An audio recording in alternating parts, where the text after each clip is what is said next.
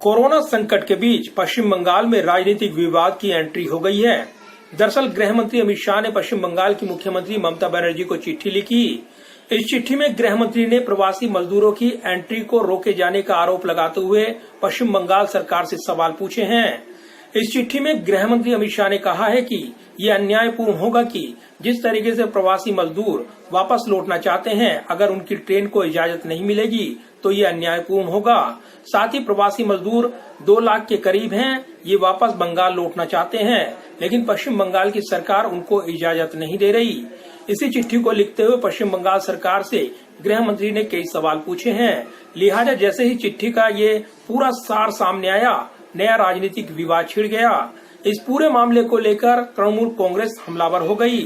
पश्चिम बंगाल की मुखिया ममता बनर्जी के भतीजे और सांसद अभिषेक बनर्जी ने बड़ा आरोप लगाया और कहा कि गृह मंत्री झूठ बोल रहे हैं, वो अपने आरोप साबित करें या फिर माफी मांगे।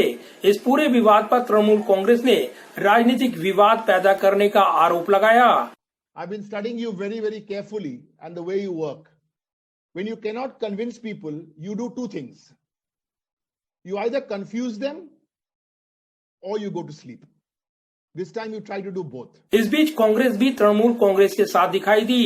तृणमूल कांग्रेस के इन आरोपों के साथ खड़े होते हुए कांग्रेस ने आरोप लगाया कि पश्चिम बंगाल में बीजेपी बेवजह राजनीति कर रही है।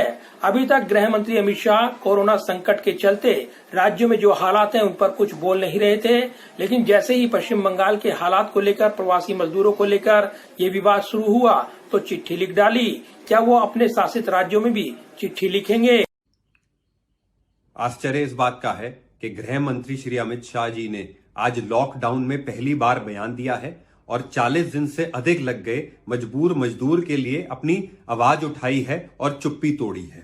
दूसरी बात, आज देश याद रखेगा कि जब कश्मीर से लेकर कन्याकुमारी तक पूरे देश के घर में आग लगी हुई थी, गृह मंत्री चुप्पी धारी बैठे कि जब 42 मजदूर भी मर गए, कुछ नहीं बोले। जब सूरत और कर्नाटका में मजदूर जो ट्रेन चढ़ना चाहते थे उनको रोका गया, फिर भी नहीं बोले। पर आज बंगाल के मसले को लेके उन्होंने चिट्ठी लिखी है।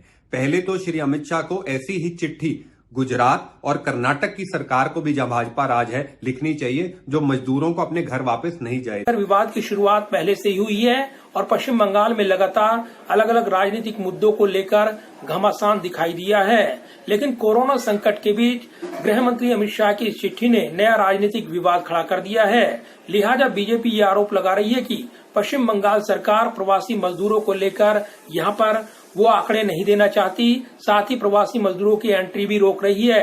यह अन्यायपूर्ण है। तो इससे पहले भी प्रवासी मजदूरों की समस्याओं को लेकर ममता बनर्जी पर बीजेपी हमलावर दिखी है। इससे पहले आंकड़ों को लेकर भी ममता बनर्जी सरकार पर बीजेपी आरोप लगाती रही है। साथ ही सेंटर की टीम भेजे जाने को लेकर भी विवाद खड़ा हो गया था। इस पूरे विवाद की पृष्ठभूमि में ये महत्वपूर्ण हो जाता है कि पश्चिम बंगाल में जहां विधानसभा चुनाव की तैयारी में बीजेपी लगातार जुटी हुई थी और गृह मंत्री अमित शाह लगातार कई रैलियां कर चुके थे और बंगाल में लगातार बीजेपी और तृणमूल का घमासान केंद्र की राजनीति पर असर डाल रहा था। इस बीच कोरोना संकट ने लगातार एकजुटता का माहौल बनाया, लेकिन इस चिट्ठी के विवाद ने नया विवाद छेड़ दिया और तृणमूल कांग्रेस विपक्ष समेत बीजेपी पर हमलावर दल ये आरोप लगा रही हैं कि बीजेपी राजनीति कर रही है। तो वहीं बीजेपी का कहना है कि इस मुद्दे पर राजनीति की शुरुआत पश्चिम बंगाल सरकार की ओर से हुई है। वो प्रवासी व मजदूरों की समस्याओं पर ध्यान नहीं दे रही है और अब उनकी ट्रेन रोकी जा रही है। आरोप प्रत्यारोप की इस राजनीति में कोरोना संकट के बीच बंगाल की राजनीति की एंट्री हो गई है। Pradeep Kumar, total news, Delhi.